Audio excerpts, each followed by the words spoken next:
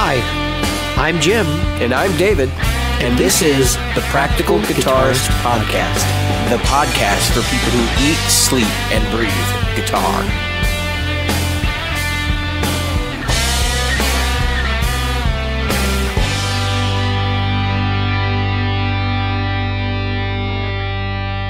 The Practical Guitarist Podcast is brought to you by Great Lakes Guitar Pickups. Great Lakes Guitar Pickups provides fantasy tones at prices a practical guitarist will love. Featuring top-notch construction, attention to detail, and a fully custom product, if you can dream it, Great Lakes Guitar Pickups can probably build it. Follow them on Facebook at facebook.com/Great Lakes Guitar Pickups. Are you a regular listener? Why not? David here reminding you of all the ways you can participate in the Practical Guitarist Podcast. Subscribe using your chosen podcast app. Review us on iTunes, Stitcher, iHeartRadio, or Google Play. Find our Facebook group at facebook.com/groups/Practical Guitarist or on Twitter as @PractGuitarist. Support the show. Merchandise is available in our Threadless store at practicalguitaristpodcast.threadless.com. And donate to us via Patreon, available at patreon.com/practicalguitarist. Reach out to us directly via email at questions@practicalguitarist.com. Hi, Jim. Hi, David. That was really awkward. I keep forgetting the camera's over here. Totally awkward because you're looking over the other. It's like watching one of those weird interviews where you ever seen it where they always have their like side of their face to the interviewer. And they're talking to the interviewer, but they're off camera. Yeah. So I adjusted, tried to put it underneath my camera. But the funny thing is, like, I always forget for the first 15 minutes of the podcast. So I have a left and right monitor. And it used to be that my camera was on the left monitor, but now it's on the right monitor. And because of that, I have to make sure I move my window over to the right monitor so that Jim thinks I'm looking at him and not, the wall. Welcome everyone. Welcome to our podcast. I'm David, and that's Jim. I'm Jim. Yeah. Did you pour one out for your homies today? I did. Okay. I did. All right. And now I'm drinking one for the other homies. This is Veterans Day cast, folks. So Memorial Day. What did you do today, Jim? Let's talk about Veterans Day for just a minute. Went to the beach. Spent pretty much the entire day walking Virginia Beach up and down. Yeah. In and out of the water. In and out of little shops. Day, folks. Memorial Day. Yes. Thank you. And we had a lot of fun. My daughter is down here from New York, so. If you hear any cat noises, that's where that comes. Yeah. I don't know if the fans in my room, but the fans in your room, but it's been unusually hot this week. And today we've had thunder, lightning, and brimstone here in the Chicago area. Wow. We had a cookout in the rain, and hung out with my brother a bit. So I'm back here. Memorial Day. By the time you hear this, it'll probably be after Memorial Day, but salute your fallen soldiers and all that. So, wanted to make sure we at least take a moment at the top of the show to talk about that for a second. Here we are, doing podcast thing again. Important stuff's coming up this month. We got Gear Fest next month at the end of June. Do. So, yes. This is the end of May podcast. This is the last podcast of May that is scheduled. Things happen, and we often end up podcasting in the middle of the week for dumb reasons, like mine last week. Moving on. So here we are thinking about all the things that we've got coming up. We got Gear Fest next month. Gear Fest is next month, folks. In case you forgot, I said Gear Fest is next month. If you are anywhere within driving distance of the Indiana area, you might want to check it out. And lots of new things in gear front. I don't really have a whole lot that if you have a topic, Jim, that we want to talk about specifically, we can move on to that, or we can start plumbing the group, because I know there's been some conversations, discussions in there, things I've been That's right. I think we can talk about what we've done this week. You've done something. Ooh, yeah, I have. At least you've done something in the pencil, not in pen. I've done a lot of stuff. I am working on tracks because I'm going to go do an open mic, and it's the first time I perform with tracks. So it's going to be an experience. I'm doing it the ghetto way. There's not going to be like a click track or anything like that. It's just, I have this guy, Jim, which is a It looks like a Boston Grid, right? It looks like a Boss. No, it's a Jamman Solo XT phrase looper, stereo looper, phrase sampler thingy. Yeah. And this thing's really cool, actually. I think they've discontinued these now. So it has a micro SD slot, and you can load up your stuff on micro SD card using the software, or you can use USB. And I didn't know this, but it has internal memory on it. So I don't even need a micro USB to work with this thing. I've actually got 2 of my tracks are already on here, 3 minutes a piece at 16 by 44 or whatever. And it's only half full. So should be able to get a whole open mic set on there without question. I'm going to try to rehearse with it this week. Still working on my set list of what I'm going to play. I figure 3 or 4 songs is probably more than accurate, or more than adequate. So I just got to pick out what I want to put on there and get them programmed, because a lot of these tunes I can't import from Logic because Logic doesn't save MIDI files inside the project folder. So unless somebody else knows how to get at that data, because I know it's in there, I'm pretty much, up a creek without a paddle. So yeah, that's where I'm at right now, trying to get some projects move over to work with my Jamman. And I've done 2 that actually I think the tracks that I did for the backing tracks are probably better than what I did on the original recordings, which need to be updated anyway because frankly they don't sound very great. I've got a much better studio setup than when I was recording a lot of this stuff, and just kind of know what I'm doing a little bit better. So yeah. Have you ever played with tracks, Jim? Yes, I have. What? And I like it in that it's easy because you know what's coming. It's reliable. So while today, speaking of that, whilst I was walking along the beach, there was a young man playing the tracks, and all he was doing was running up and down scales as the track went on. So like the track would go, and he would go, and then the track would go to the next. It was like, was it tip careful? No. Didn't think so. I'd like to get into some busking, but I don't know what the busking laws are around my area. Just go out in front of shopping centers and stuff. But I have a feeling that if I was to start doing that, like the cops would show up and be like, do you have a license, or, are you authorized to be here or whatever? I have a feeling the local mall here would probably definitely frown on it. Yeah. Even though like I'm not hurting anybody, then nobody's going to be mad. My music's not going to be super loud. Like what's wrong with me wanting to perform in front of like random people? Like that's the thing. Yeah. Do, right. Well, typically in an area like this, I mean, I was in Virginia Beach, folks. There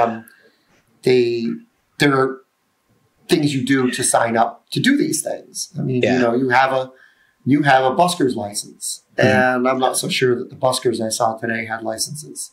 Yeah, so I know like City of Chicago has busking licenses.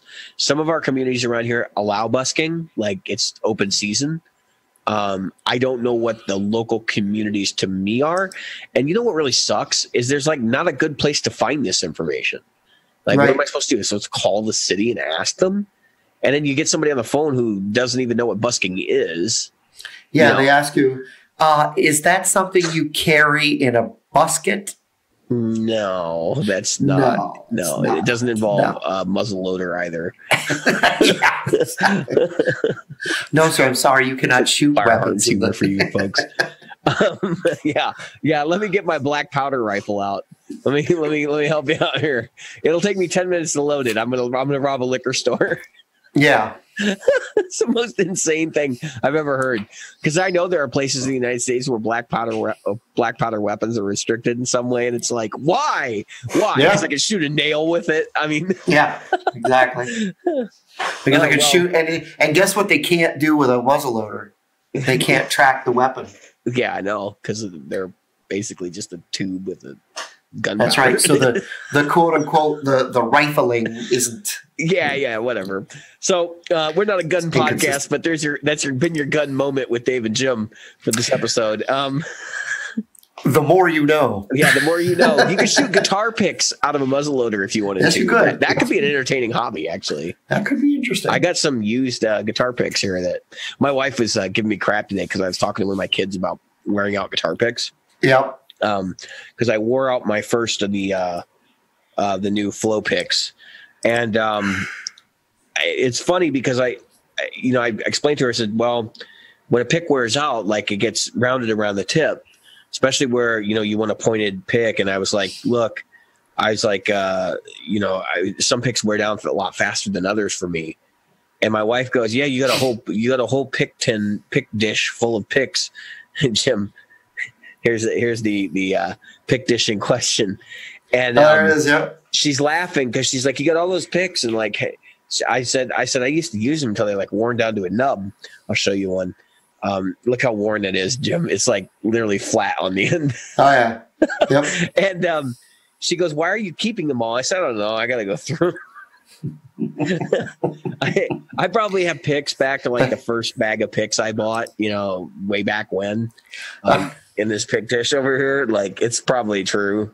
In fact, I know I've seen, so I bought a pack of Fender heavies, like the celluloid ones that are like pearlescent color.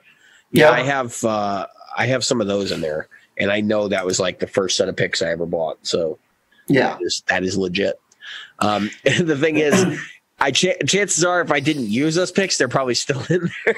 So they are. So would you say that you need a flow monthly? Yes, I need a monthly flow. Yep. That's about how long they last. Flow. Yep. That's about how long they last. They need to flow to me monthly. This has been the awkward, really bad joke of the podcast. That's right. That was a horrible dad joke. Do me a favor and write down the timestamp for that, and then mail it to us so that I know exactly why you were offended. That's right. We want to know. Yeah. The world wants to know. I'm okay with that. If you're offended by what I just said, just let me know. Okay. Yep. I don't know. So this guy's cool though. I'm holding a Jam Man again. And actually I bought this and it's been sitting on the shelf and I was like, I need something to play tracks on. And I have an iPad with a cracked screen. And I was like, oh, I could use that. And I got to think, I was like, well, I could do this and I could put this on the floor right next to my Helix. Yep. Which, assuming I have the Helix next week. So, yeah, I have a lot of stuff listed in my Reverb store right now. And I've also got a computer that's going to sell this week and other stuff that's going out the door, just trying to, like, recoup some money, really. I got to get another Kiesel in the oven. So that's – and people are like, why do you need another one? Look, I play 7-string guitars now, so I need another 7-string. I could easily go buy another like an Ibanez RG7, but the thing is, no 7-strings that I've played in the store yet have a neck that's really like compatible with my hand, because the way I play, if you've seen in the videos, like I play a lot with the thumb over the neck, which means that if the neck is not fat enough, it's not comfortable. Right. So for me, like an Ibanez neck is just not going to do. I have an Ibanez hanging on the wall in the bedroom, and I can tell you the neck is so flat that like it actually makes so there's a nerve that runs through the joint of your thumb, I guess that would be the third joint of your thumb, and that nerve gets compressed, and the tip of my thumb actually goes to sleep. Yeah, it's a strange sensation, and it just drives me nuts. So I mean, I could play through it. It's not like it's a vein or anything; it's just a nerve, but it is definitely not something that I would want to do forever. And I'm kind of concerned that might be linked to like carpal tunnel or something like that too. So that's part of the reason why I'm looking at getting another Kiesel. I will probably be playing a couple other 7-strings at Gearfest. There's one other in particular that's on my mind, but I don't really want to have to spend like, a bunch of money at Gearfest on a guitar. Would much rather order and get what I want. And I have more than enough guitars up right now to get where I need to go on a Kiesel. But I've reached an impasse on amplification and all that. Like, I'm still going to stick to what I'm doing right now. So the Mark V, I've had a couple of epiphanies about. And Jim, last week we had kind of an offline conversation about volume issues, and the Mark V volume knob, the master volume, kind of works like on the 525, by the way, kind of works like the Hot Rod Deluxe, and then it's like off or on pretty much. Yeah. And there's really not a whole lot of, there's not a lot of range in there for bedroom or for like, at home in a condo kind of playing. So I did the poor man's attenuator. I put a volume pedal in the loop, and I got a lot more control over that sweep by doing that. But the other cool thing about it is, because I've been going back and forth with all these different types of amplification, using the headphones of my Helix and then using my Mark V and all these different things, I suddenly realized that my ears, when they're, and I must be getting older because this is something that I hadn't really noticed in the same way before. Like, I know that your ears can get fatigued and it can do things. But never had I had it to the point where I played through an amp, same exact settings one day versus the other. It sounded like trash the first night. Yep. And I was like, I was ready to sell my Mark V. Like, I was about to put it on reverb. And then the next morning I got up and I hit the volume pedal just a little bit forward and everything was fine. And I was like, the hell? Like, what was going on here? And I'd had the same experience with the Helix, so I immediately knew what was going on. That the Helix a couple days before. And it's just that my ears, after a long day of like driving is the thing that I think makes it the worst, because you drive and you get road noise and you turn your radio up to compensate. And then by the time you get home, your ears are just completely toast. And so all of my bad playing experiences were in the evening. All my good playing experiences were in the morning or during the day, specifically when I didn't drive. Yeah. So, protect your hearing, folks. It's a precious thing because it'll ruin your life if everything sounds like trash. Yep. So with that all coming to what it is now, I guess I'm keeping my Mark V 25 at least for the time being. I still want a Triple Crown really bad, but it's not in the cards right now. I would have to come up with like another $1,000 if I was to get out of my Mark V to make it work, because I'd have to get a bigger cabinet. Yep. So I think we're going to stick with the Mark V. I think I'm going to sell the Katana. I think I'm going to get I'm going to always have some sort of FR based amplification system. I think that is a sensible way for any guitarist to work through their problems right now. If you've got, if you live in a condo like me and you want to have good sound, basically you have one option, and that's some sort of a headphone situation, or maybe like a small cabinet, an FR type thing. Right. So that's basically your option. It's an FR situation, whether it be headphones, studio monitors, small PA cab, whatever, turned way down. And for like gigs where I'm playing and I've got 10 songs to do, bring in the Mark V 25 and run pedals through it. So Gearfest will be me predominantly looking to make the most of what I already have in the Mark V 25. So attenuate, that's a big part. Direct out, that doesn't suck. So got to deal with the cab clone being terrible in the Mark V 25. Yep. And then the other thing is like get a delay pedal, because it's pretty much the only thing a delay and maybe a reverb is pretty much the only thing I use with the Mark V. Maybe a modulation pedal, but I have a lot of that stuff already. So it's like, what modulation do I want? If I got like a Phase 90, that might be the only thing, or like some sort of a Univibe clone, and I need a good delay pedal. Like, it can run on batteries. I want to run batteries because I could put a battery in it right before the gig, and then I don't have to take it off the back of the amp. Yep. So then I can have a tiny board with like 2 pedals on it.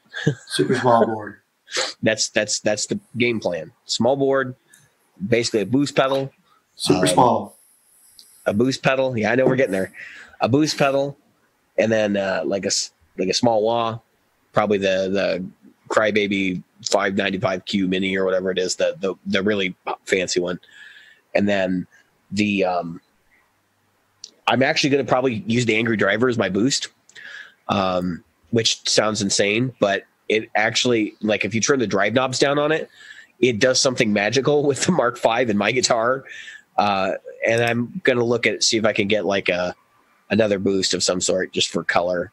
And then I got fuzz and all that. And that's stuff I already own. So pretty much everything else on the board I already own, including the power supply, which would be awesome. But that's where I'm at. Jim, tell us about what you're doing with your board.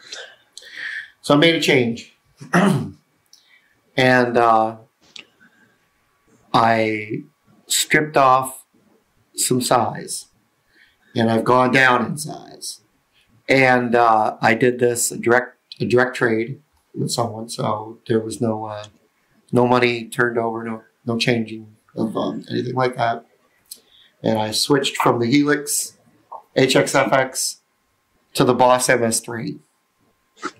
Now, there's a couple of things that I'm going to have to do. I can help you with that because I know about the Boss MS3, by the way. Yeah.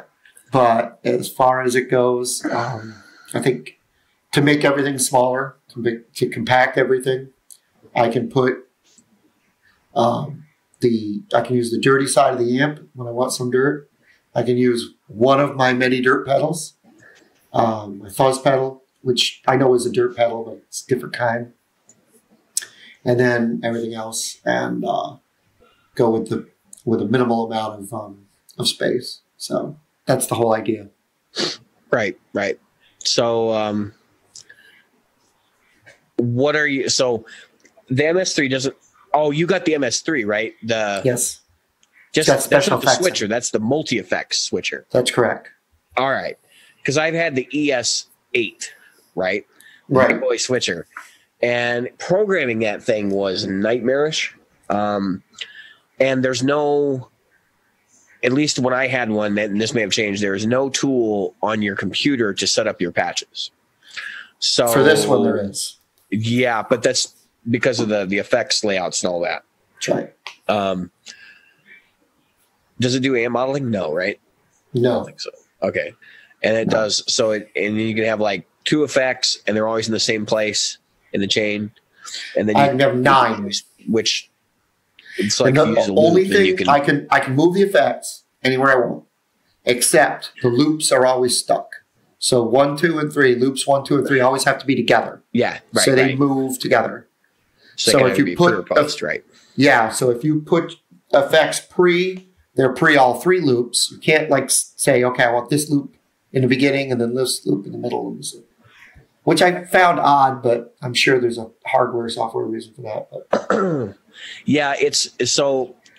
If you read the manual, they talk about the internal mixers in those products. And those mixers, so when they're telling you that you're buying a switching system, right? Like a lot of people think that, oh, it's just digital, right? So like you plug in and then it converts your signal to digital and then it routes it however it wants to digitally.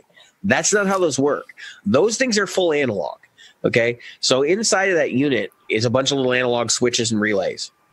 And you hit a button and that analog mixer does something, okay? And it's controlled by a digital apparatus that sends signal to the relays. But that's basically how it works. So when they tell you buy one of those guys and they tell you, oh, well, you can only move 2 pedals in the chain or whatever, I don't remember exactly what the limitations are, but on the ES series. But the idea is that you have these limitations, not because they wanted to put them there, but because that's the limitation of using analog tech. Yep. And those products are exceptionally good and an exceptional value. I'm really kind of shocked that the ES8 wasn't a Waza, ES8W. Yep. And it really wouldn't shock me if a product like that doesn't surface at some point. Right. Maybe like the ES8W has like amp modeling or something, or direct outs, or something extra, because they're really aimed not at the guys playing in their bedroom. They're aimed at professional musicians. I mean, you probably trolled through some of the settings and you've seen like that you can do things with MIDI and you can adjust the buffers and you can change the relay, like the milliseconds that it takes the relay to like react to your pedal input and all that craziness. They're really multifunctional devices. The reason why, one of the reasons why I got away from an analog board with an ES8, the ES8 is an incredibly powerful piece of tech. You can take 2 drive pedals and you can put them in parallel, right? And I thought that would be a really cool option. But you know what becomes a problem when you do that? A lot of pedals they're not in phase, okay? So you get phase alignment issues. and so you're canceling out half your signal, and it's just the nature of the beast. And it was at that moment that I kind of realized, like, man, analog pedals kind of suck because they're not really all compatible with one another the way that we think they are. We all think, oh, quarter inch to quarter inch, that's totally compatible. But until you've played around with things like fuzz bases and wah pedals and I'm just trying to think like some other incompatible stuff, but like buffers and all that, you know, you can find two buffers that clash. They just do not work together. Yep. They'll like squeal and stuff. I've run into that before. It really becomes like one of those things where, yeah, on paper they're compatible, but if you even look at the spec sheet, you'll see things like, you know, input impedance 980K or something like that, you know, 1 meg, and then the other pedal is like 500K, and you're going, wait a minute, these have the output impedance of this is different than the input impedance over here, so they're not going to sound right, you know. And I get really anal about it. And that's what it boiled down to. Is like, I know I'm losing some treble here. Like, I know. And it just drove me up a wall. Drives bananas. But the funny thing is, I wasn't playing, but I saw Jeff Biesiadecki the other day playing with his new board. He's got some fantastic pedals on there. So he posted pictures in the group. You guys take a look at it, comment. That board, he was playing through the Fillmore. I was like, damn. Like, that's what it should sound like. Mm-hmm. Like, I don't know what I'm doing, but that's what it's supposed to sound like. And it's just, I think it's just because everything was being driven into the input. Well, no, he had pedals in the loop too. When he put pedals in the loop, it actually changed it quite a bit. But which way did you feel sounded better? Oh, in the loop, for sure. In the loop? Yeah, yeah. But I don't see, so he has an ES3, ES5, whatever the smaller one is. He has the ES5 on there. So I'm not sure his patches were set up. He may have not had anything in the loop, but he may have not had anything that was going in the loop on when he was testing out. I don't know. So he could probably comment more on that. Maybe I'm misunderstanding what's going on there. But I know what things sound like into the, you know, in front of the amp versus the loop. And I've always preferred the loop, except for certain kinds of effects. Like if you're trying to do slapback delay and that kind of thing, I like that out front. But right. Yeah, so I don't know. I mean, I think those systems are really great. I think the switching systems are the future of this stuff. I think integrated switching systems like what you have are the Swiss Army knife tool for a lot of people. Man, that's got to be a much smaller board now. You got to because that thing is tiny. People think that thing's a lot bigger than it is. A lot of people would say get the Helix Stomp, it's better, but no. Helix Stomp would be just that much smaller. Yeah. It would be that big. Yeah. Versus that big. This thing's about 1.5 inches, maybe 2 inches bigger than this. Actually, I think the Helix Stomp is actually smaller than what you showed, but only about a half inch. Yeah. Yeah. The Stomp is a little bit taller. Right. Because this doesn't have all the stuff at the top because the display of the Stomp. Is there a cool unit, man? Yep. So you didn't even trade for that, huh? Yep. Even up. Didn't change anything. Some guy had it, and luckily had the real power supply. Yeah, we know all about that stuff. Well, you know, this went off a regular 9-volt. It says 9.2. It's 9. So the supply puts out 9.2 if you need it, but they'll run off a 9. But you got to make sure that you're supplying like the high milliamp. So I think they run off. I think they require over 1,000. So. But you should, because that's got the digital effects thing in there. It may be different, maybe slightly different. So you could sell it your manual, but I believe you can run it off of Voodoo Lab pedal power. So if you run other pedals off that, you got a free space. You don't have to. You have one cord for your board. It's awesome. Yeah. I don't know. That was my big gripe when you showed me the HX Effects had the barrel jack. I know. Instead of a 3-prong. I was like, seriously? It's supposed to be a professional piece of kit, and like you're running off a wall wart. Yep, ridiculous. Wall warts. Let's talk about them for a second. So, in guitar gear, in stuff you're going to take on stage, the last thing you want is a wall wart. That's it. That's all I have to say. That is I would rather run off batteries. Yep. Because wall warts are noisy, number one. Number two, now if somebody's going to correct me here and say, well, they're not any more noisier than having the power supply inside the unit. In my history of using them, they've always seemed to be noisier. The cables are like prone to failure. If you so much as look at them, they break in half. That's the problem. Yeah. Well, so I'm going to say the other one, and that is every time you try to put a wall wart into a plug, you never have room. It always takes up more than one. I don't care what kind of plugs you buy or what it is.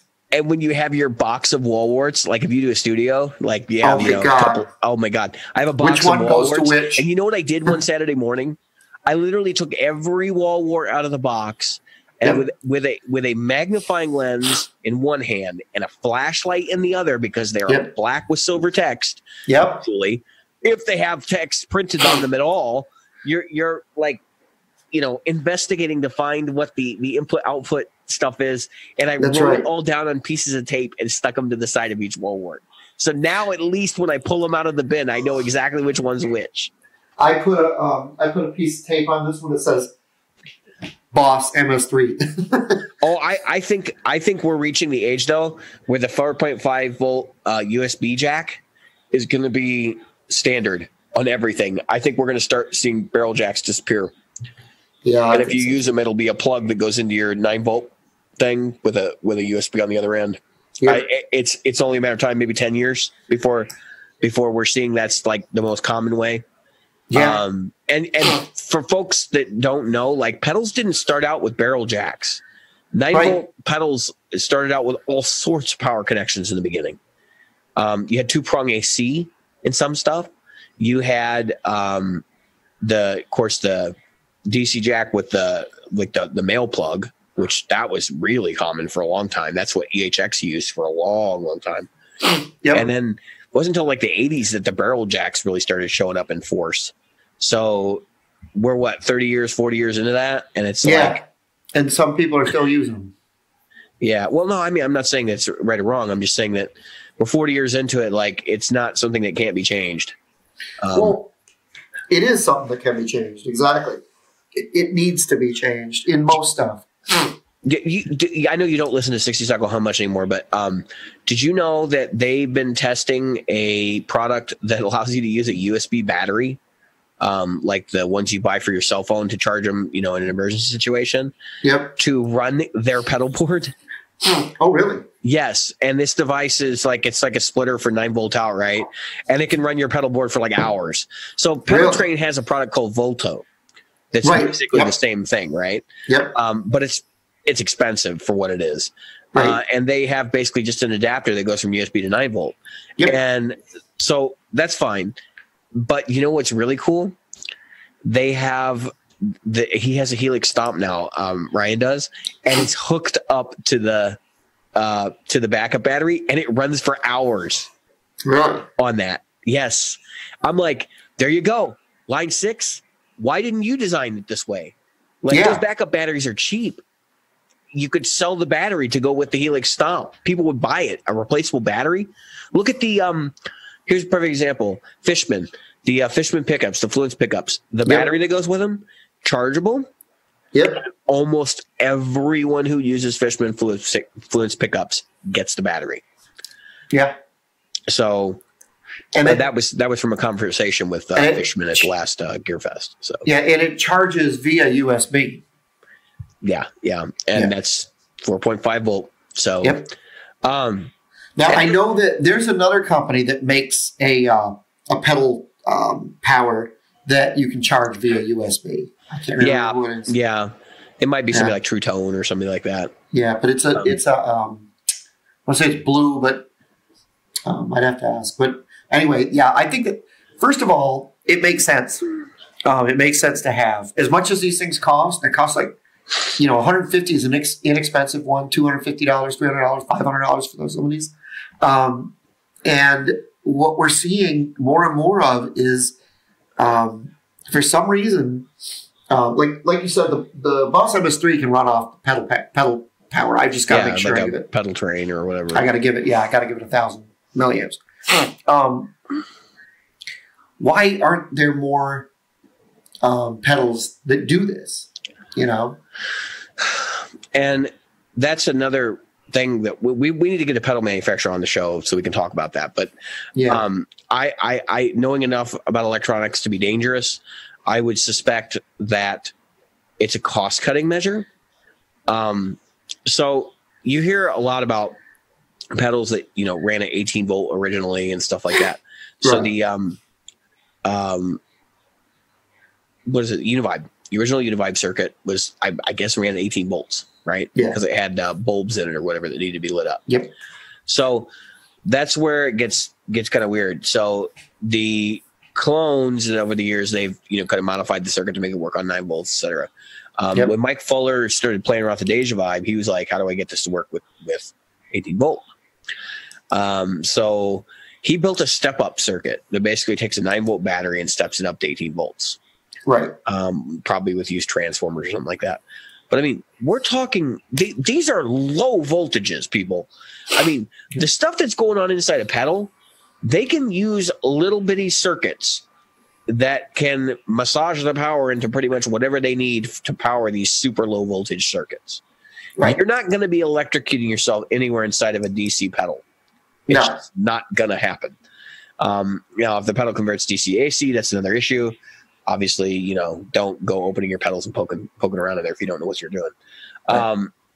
So, and like there are other pedals out there too that kind of mind boggling and do weird things.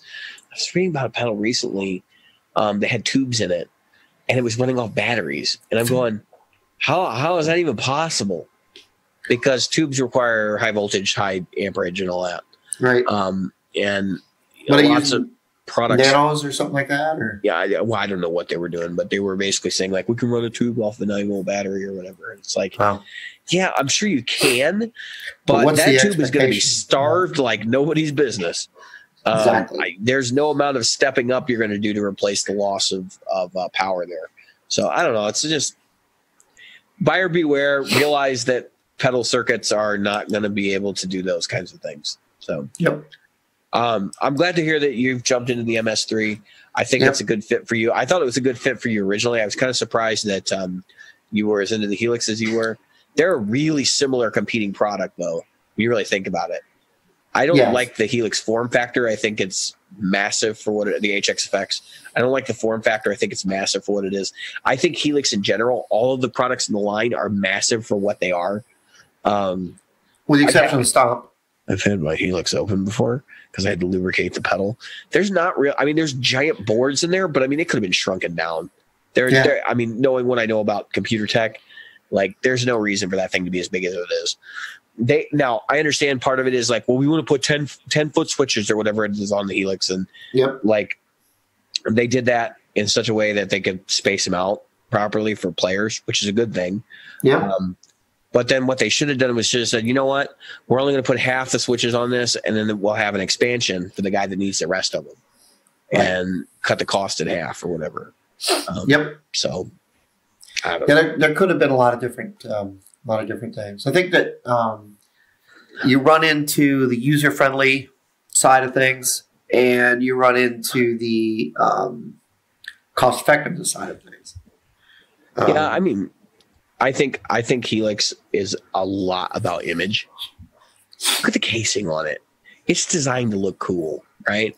They went with a color screen on the big guy. Why? Yeah. Not because it's functional, but to make it look cool. You could have told what those icons were without color. Don't tell me you can't. Like, that's ridiculous. And for folks who are colorblind, that's not even a good thing. You know, so my point is that I think Line 6 clearly understood when they designed the product where they had to go with it. But I think they also understood that we're kind of like the Roland of this world, and we have to make things marketable as well. And so they made the pretty case that looks like brushed aluminum, and they made it big and bulky and heavy, so it felt roadworthy. Which I'll tell you right now, folks, big, bulky, and heavy does not mean roadworthy. All right. No. If I drop something on that screen, it's going to crack, and this thing is going to be toast. So roadworthy or not, it has nothing to do with it. It has everything to do with actually being able to survive damage. And of course, there's some noticeable like user interface things where I'm like, seriously, you picked a joystick? Like, That should have been arrow buttons, not a joystick. Like, what were you thinking? From the perspective of somebody who like knows how things work, like joystick's a bad idea for this product. Joysticks don't last. No, they don't. And this one feels particularly flimsy, but if you program it with your computer, it's a whole other thing. Line 6 is definitely marketing themselves towards people who use computers on a regular basis. So are their competitors. So I guess that's about par for the course for them. Yeah.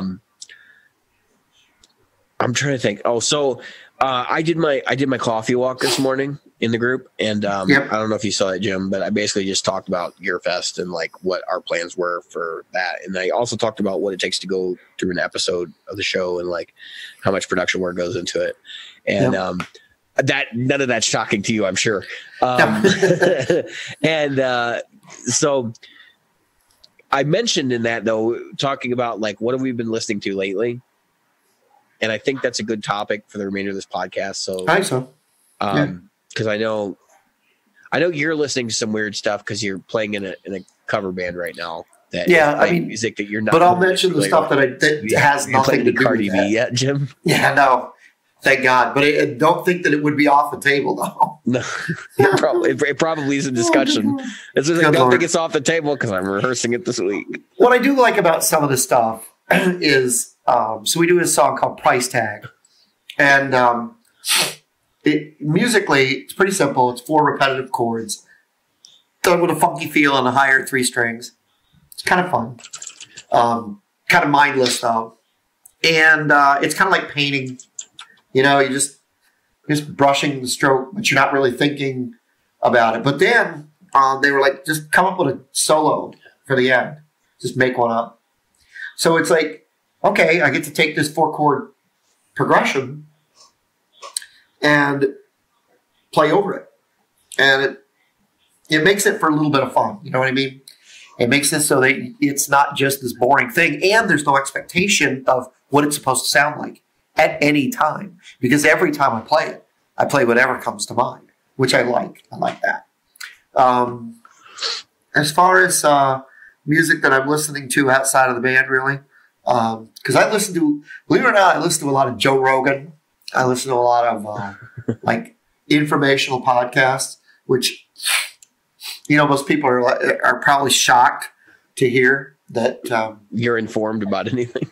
Yeah, that I actually. I'm shocked. Frankly, I mean, yeah, that I actually listen to stuff other than musical podcasts. But no, if you're as engrossed in music as Jim and I are, like there are times where you just have to shut it off. Oh, yeah, and it's just for that same reason that David talked about earlier, and that's that, your ears get tired, brain gets tired. Yeah. You're just going, oh, I cannot listen to any more of this. And it drives you bananas. And at some point, you just say to yourself, I don't need any more of this. I got to listen to something else. But what I do listen to, so I listen to a lot of Iron Maiden. I've been going back to Iron Maiden and listening to that. I really don't listen to, like, when it comes to new music, I wish I could say to everybody, yeah, I love this new band, and I could tell you what it was, but the Struts are probably the only new band that I listen to, and it's probably not as new as I think it is. So, and that's kind of, it's kind of sad in a way, because I know that I'm out of touch, but I don't know what else to, I don't want to listen to radio because the radio is just going to shove whatever it thinks I want down my throat. Same with Spotify or whatever, Pandora and stuff. So I look to people like from the group, from you, whoever, and I listen to stuff that you guys post. Really. Yeah. All right. So with that being said, let's get this segment started off for the future. Let's make some suggestions for Jim. Yeah. Let's post some things in the group that you think Jim might like. Now, understand that Jim's tastes are, he likes like old school, like music based pop, in other words, like pop with actual guitar players and singers and the whole 9 yards. Right. Exactly. So I've been going on a journey through metal Yeah. I'm kind of looking at my collection here of stuff that I've been listening to in the last couple months. Let's start off with this is my last 3 months of recently downloaded albums or albums added to my iTunes library. Yeah. So I've got MC Hammer's greatest hits. which that surprises me. Right after we're talking about metal, right? No, it's what my kids we were joking about that Too Legit to Quit thing, and I'm like, you don't even know what that's from, so I downloaded that. But I also have Symbolic, The Sound of Perseverance, and Scream Bloody Gore from Death. I can't say enough good things about the guitar player for that band. His name is escaping me, and I feel really bad because I know he died of cancer. You know, he had cancer. He did. He had brain cancer. Yeah, he died. He died relatively young.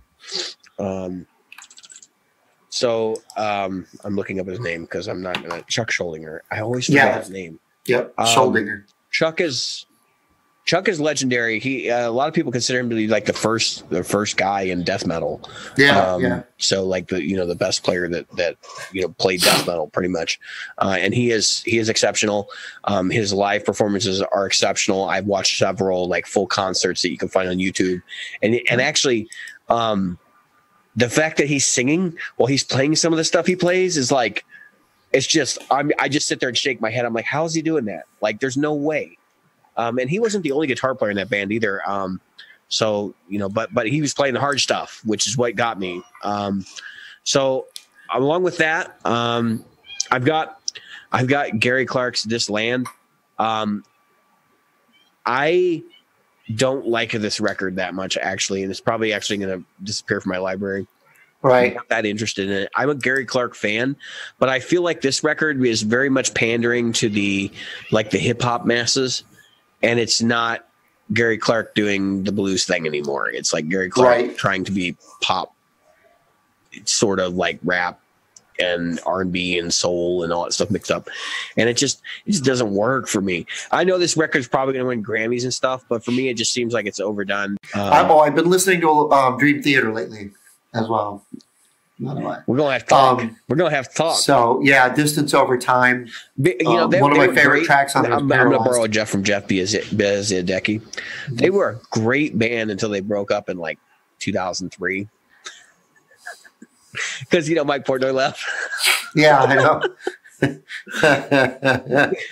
Yeah, and those who are true Portnoy fans will not like anything after that, but I like everything before and after. Well, not everything. There's a couple albums I'm like, let's save it because we're going to talk about them towards the end of the sequence. Okay.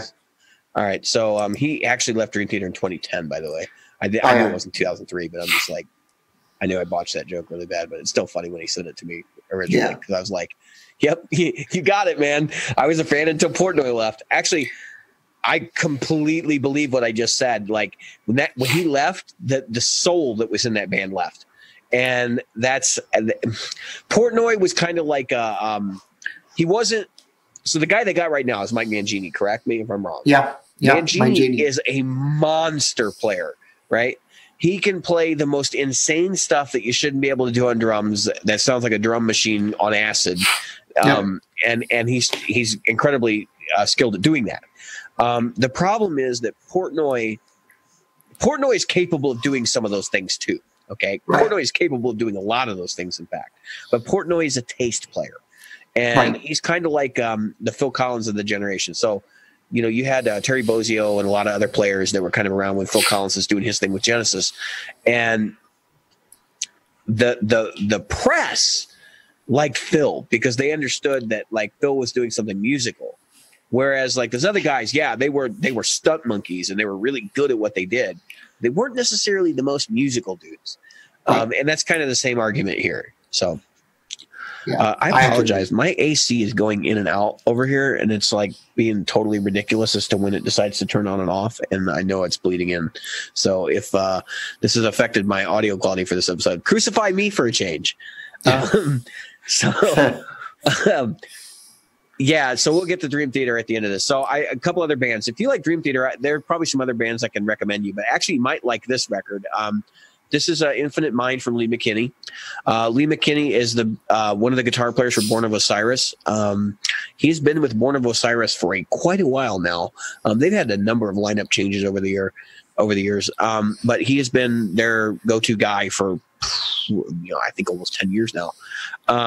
So this is his first solo album, and I was thinking it was going to be Born of Osiris, right? And it is very much Dream Theater. Like, there's a sax solo on this record, and there is a song which uses like strings and all. It's a great listen. I don't think it's the best record ever, but I think if you're looking for something guitar instrumental and you're like kind of curious as to what's going on in metal right now, and how divergent it actually is, it's a good record to go check out. And then of course after that in my list here is New Rain from Born of Osiris, which I think is an older record from them. But I got that after I listened to the Lee McKinney record, because I was like, okay, I got to know where this guy comes from, because like I don't understand exactly what this is, because this is supposed to be like a metal player, right? Right. And then I went and downloaded that, and yes, they are very much a metal band. And kind of I don't know what you would really consider. They're a gent band. I would consider them a gent band. Gent, leaning towards death metal a little bit. So now we're into this month. So those are the big albums for the last 3 months. Ones I downloaded. So now we're at this is actually an interesting one. So the first one I found is Handmade Cities from Pliny. Pliny is a self-ascribed Dream Theater devotee, right? And he's a YouTube guy. Like, he's kind of made inroads through YouTube performances and stuff. He plays Strandberg guitars. That's another thing that's people kind of endear him. And he's an Axe Effects endorsee and stuff like that. But he put out his first record, I guess it was a year ago, and he's been doing his tour. And Handmade Cities is basically one song, right? And it is I'm looking at the record here. I can pull it up and actually look at it. So it came out, actually, it's quite old now. It came out in 2016. It's 7 pieces of music that make up one continuous song, and you can hear the same like motifs come and go throughout the pieces. It is an incredibly adventurous piece of music, and it is very conventional. Like, you could listen to it as a jazz player and get something out of it, or you can listen to it as a rock player and get something out of it. It's very progressive. And I think of all the, I mentioned that the Infinite Mind from Lee McKinney is also very similar to Handmade Cities, and it's like devotation to Dream Theater. I would say Handmade Cities is probably more Dream Theater than Infinite Mind, but Handmade Cities, that record from Pliny, it's otherworldly. Like, I'm waiting for this guy's next record. That's what it is. Like, when I get in the car now, that's typically what I'm going to put on. It's a pretty good album, given that I've kind of been under a rock for the last 10 years and haven't really dug into any of these other players. So even though I'm saying like, oh, this is a new record, and I find out it came out in 2016, like, that should tell you something. I had no idea. I knew who the guy was. I had heard him do some interviews and stuff, so I knew who he was. I just didn't know anything about his music. Right. He's a very soulful player, and he is a master of the electric guitar. Only to be rivaled by people like Joe Satriani and Steve Vai and those kind of guys. The phrasing you get out of this dude is nuts. And of course there's like the genty stuff that's on here too. So there's complicated timing and all that, that nonsense. Other records for this month, Amon Amarth's Berserker, which is, I find them to be quite Iron Maiden-like, but they're definitely like a Viking death metal band. Yeah. And then High on Fire's Death is This Communion, which that's an older record. I like High on Fire. Like, I'm not even afraid to admit it. High on Fire is a stoner metal band, stoner rock, whatever you want to call them. Yep, stoner rock. Actually, I listened to this and I'm like, well, I know where Mastodon got their sound from, because that's pretty much this record in a nutshell. But here comes the fun stuff, right? So this is this week's stuff. I've got 3 records from the same person, and I'll start with the first one, and then you can kind of see where I backtrack from. So I got my card there. I said, "Hey Siri, put on some Devin Townsend." Oh, okay. And I don't know a whole lot about the dude. Like, I'd seen a couple of like live performances on YouTube and stuff. But Devin Townsend's record Empath, which I think is fairly recent. Yeah, 2019, is great. Okay. And great in a way that none of these other records are great. It is it is the closest thing you're going to get these days to being Frank Zappa. Okay. And I mean, he has songs on here that are basically show tunes. He has songs on here that are like unabashed, like progressive metal. He has songs on here that are like soulful ballads. I mean, and all of it's very, so I thought it would be kind of a silly record because, you know, he's done some, and we'll get to that in a minute. He's done some silly records before, but this record did not disappoint. Like I'm still listening to it and going, where does this guy get this stuff from? And if you want to listen to one track off this record to get an idea of what Devin Townsend is actually capable of doing, go listen to Why. That's the name of the song. Why? WHY question mark. Why? Listen to that song. And then and try to be mindful of the fact that like this dude singing this does death metal style vocals on some stuff. Okay. And understand that it starts off as a show tune, but it does not end that way. So listen to the whole thing. And it's a very clever arrangement. So what else I got here? So how do we damn you Apple for making iTunes so complicated. And then the next record down was Ziltoid the Omniscient, and that's another Devin Townsend project record, and that record is about Ziltoid the Omniscient, who is a character from the fourth dimension, some sort of interdimensional like emperor, galactic ruler, and he comes to our dimension and says that basically, I want the best cup of coffee you could possibly bring me. You have 5 minutes. If you don't, I'm going to destroy the universe. Yeah, that's the kind of record you're getting into here. So and it's a concept record, and it's high concept and hilarious. Storytelling. And, it's hilarious, and it's real fun to listen to. And then, of course, Transcendence. I haven't actually listened to this yet, but I've listened to a couple songs off of it, and it seems like it's going to be quite good as well. And this is another Devin Townsend project record. This is the one from 2016. Coheed and Cambria had a lot of storytelling in their stuff too. Coheed and Cambria. Oh yeah, Coheed and Cambria. Well, their whole thing was based on a series of novels. Right. So I don't know what they're doing like now science fiction novels. Or they exhausted all the novels. Yeah. So I don't know what the heck they're doing. But you know, the same thing was true of like Mastodon's first 4 records were supposed to be Earth, Air, Water, Fire, and then they exhausted that, and then they did like I think The Hunter was the next one.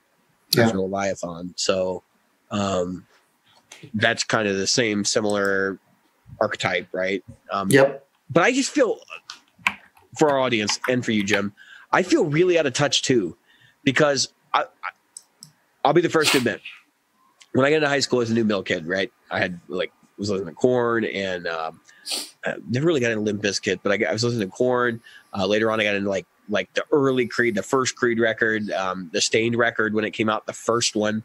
And then I watched my hopes and dreams get shattered by all these bands, like becoming the opposite of what they were supposed to be.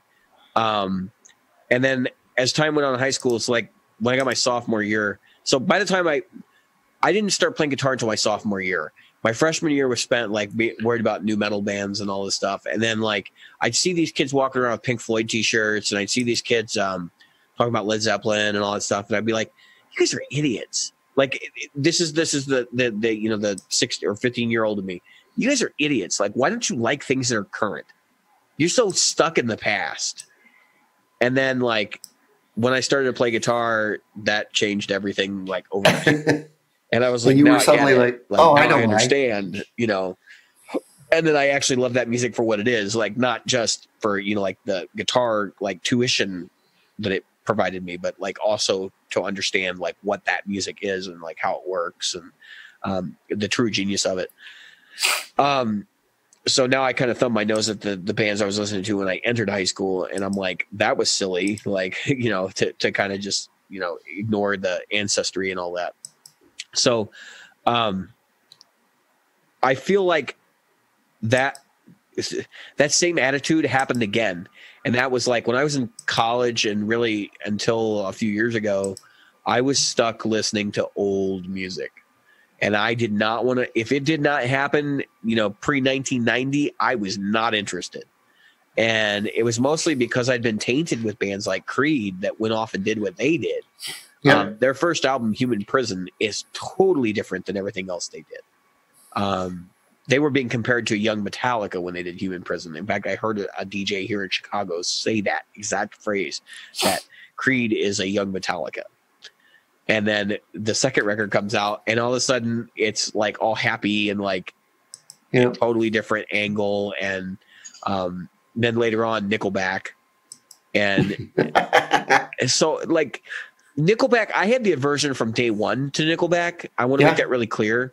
When they first showed up, and I know a lot of people didn't, like a lot of people actually bought records and went to the shows, and then like all their friends said, oh, they suck. So then they're like, they jump on the bandwagon.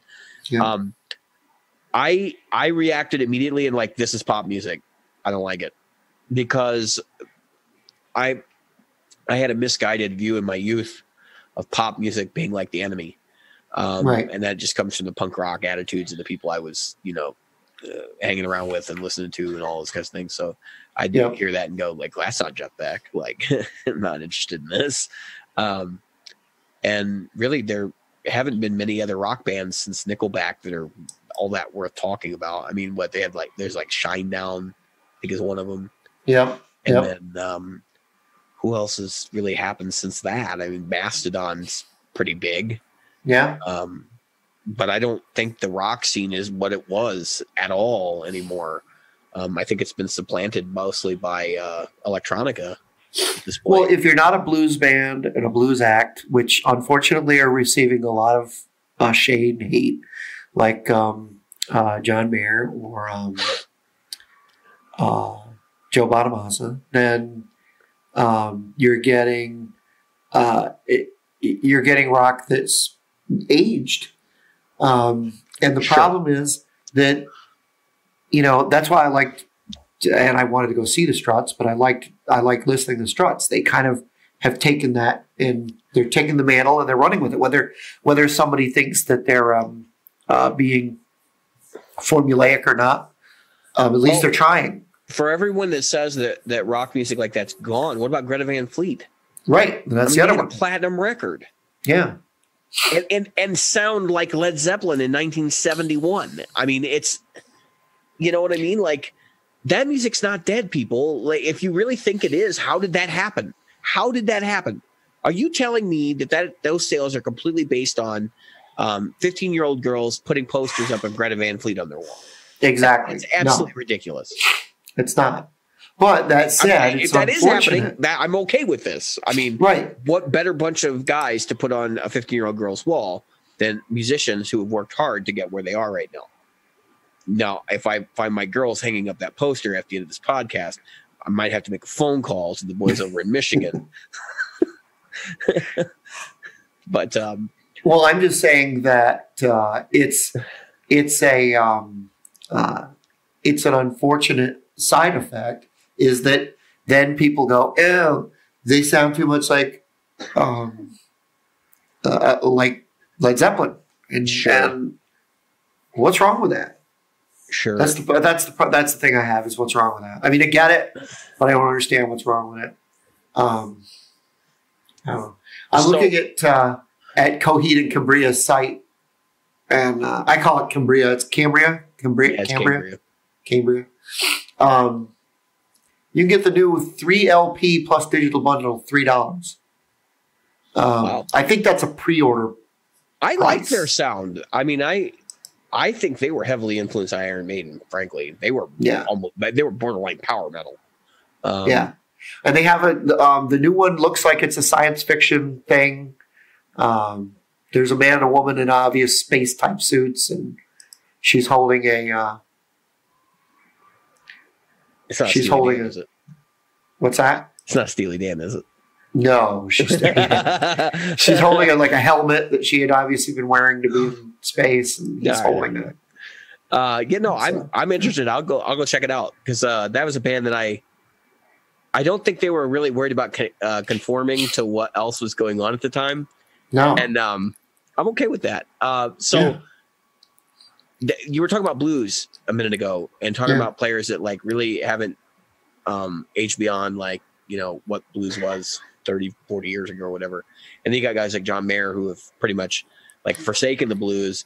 He's obviously a blues player, but he's moved into the pop realm for other reasons. Musically. I'm not saying like he's done it to sell out or whatever, but that's been a consequence, obviously, of what he's done. Exactly.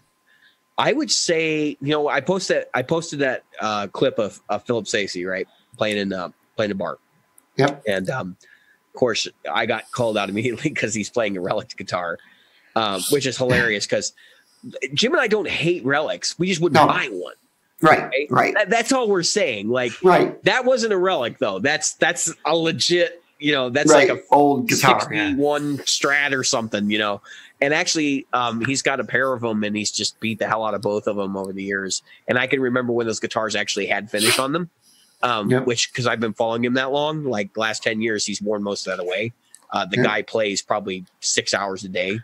Talks about going to rehearsal space to play by himself, right? So you talk about devoted. Here's Philip Stacey and his ability to play guitar is, you can see it in the video. I mean, the guy is freaking monstrous. I personally, I think he outplays Joe Bonamassa, and I think he outplays John Mayer, and I think he outplays a lot of his contemporaries. He's definitely better than Gary Clark Jr. As good as Gary Clark is tasty. Like Philip Stacey is every bit more monstrous than he is. But he's still. You see where he's playing, Jim? He's playing in a bar. Like what? Who is his promoter? Like he's got a major label record deal and he's playing in a bar. Listen, you know, I love Bonamassa. The guy has a lot of stuff that's out, but the thing that I get when I hear his interviews is that he knows the business side of things too, and he knows how to. Bonamassa is filthy rich, right, and there's a more reason. Than some of these other people. I mean, of course, Mayer's got more money than him, but he's the only one. You listen to Bonamassa, and the guy can play slide, he can play acoustic, he can play electric, he can play classical, he can play. He's just an all-around fantastic guitar player. I'm not saying that he's better than this person or that person because I don't. No, he's a great guitar player. Like I'm not disputing that. I just think he's a controversial asshole. But and there's that, you know, that's a side to everybody, right? Yeah. Well, I mean, he's descended from who's basically a salesman, right? Like his father. The crude businessman. And I definitely see that confidence coming out in the way that he carries himself in front of the media. He's going to say controversial stuff. It's not a big deal, folks. He's not trying to hate everybody, okay? We all need to just accept that, like, people have opinions, and maybe you don't agree with them, and it's cool. He said some things I certainly don't agree with. But he's made some good music. I got to tell you, like the John Henry record, I really liked that record. Some of the stuff he's done after that, there was some song about mosquitoes, tweeters.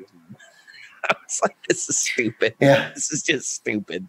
Like he wrote these lyrics just so he could play the guitar part on it. Like it was like, why bother, dude? Just play the guitar. Like no one cares. Yeah, no. He was always being asked, play guitar, or I mean, sing. Yeah. So I don't know. I mean, I like his stuff. By the way, Philip Stacey is signed to Warner Music Canada. So think about that, right? He's on a major label, and he's playing in bars in the United States. And I'm not talking about like he did play the baked potato like last week, but I'm talking about like every night because he does. You can see live streams on his channel every night from him playing in some bar, and you're like, who is your promoter? We've talked about this before. People will pay $50 to go see somebody spin turntables. And they won't pay $10 to go in and see a band. People pay to go see Skrillex jump up and down and press buttons on a keyboard. Yep. We're coming up on like an hour and a half, but I think that there is no way the guitar player will either win or lose this battle. I think what's going to happen is just like when disco it took a long time. Disco lasted a lot longer than most people think. They think of almost 10 years. Yeah, they think of this short period of time from the late 70s to like 1980, where disco actually lasted about 10 years, like you said. But there was some overlap between disco and other bands too. Like Led Zeppelin was going strong the whole time disco was around. Right. Like Peter Frampton came in. Yeah. And so it's always been this ebb and flow of music and musical ideas and stuff. So yeah, we're going to see a reaction, and we've said this on the show before, and that reaction is going to be, how do we get away from computers?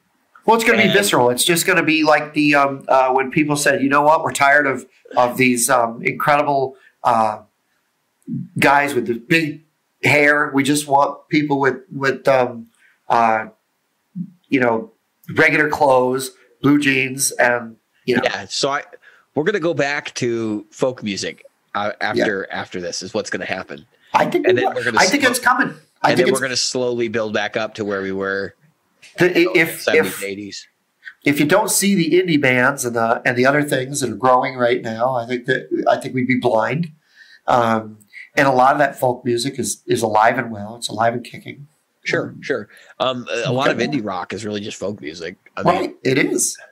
It is. But the difference between what folk music was doing in the 60s and the 70s and even in the 80s and 90s, there were messages in that music. As soon as they start putting messages in that protest music right now, and we are there. We are in that place. And I think that that's going to come alive again. We'll see. Well, we're already seeing it. Like I was just talking about the record from Gary Clark Jr. Yeah, where he was, intentionally inflaming things with his neighbors. Right, but you know what? That gets the conversation going. As far as I'm concerned, if you get the conversation going, it's a good thing. Sure. But my point is that that's a form of protest, right? To take something that you feel offended about and make a song about it. And you should. And you know what? He should have. Absolutely. I completely agree with you. Yeah. I just think that there's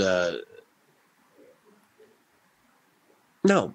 I do agree with you, and I think maybe even my comments about the fact that it made me feel uncomfortable when I listened to the record.